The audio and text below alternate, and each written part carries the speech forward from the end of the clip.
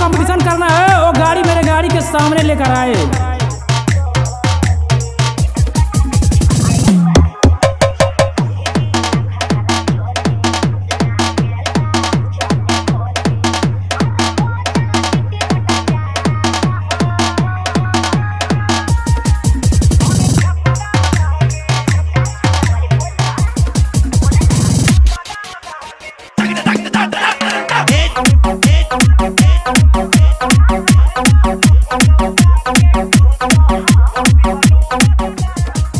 ये मेरा डीजे है, जब मैं बजाता हूँ ना तो सारी दुनिया में तहलका मच जाता है।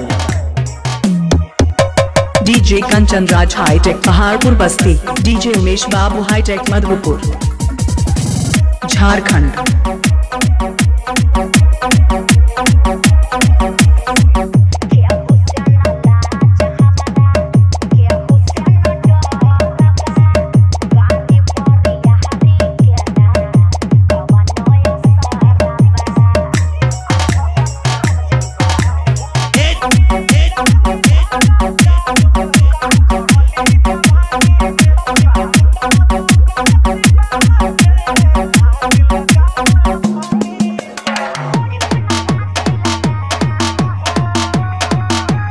डीजे उमेश बाबू hi tech Madhupur.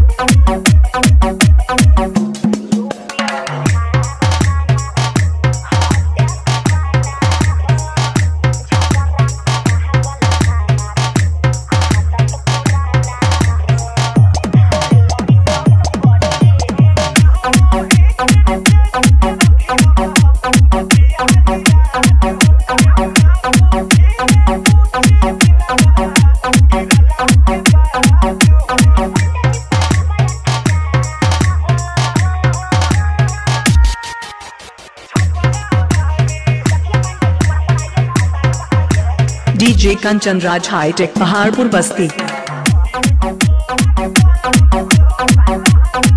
www.dj.com Paharpur mixing.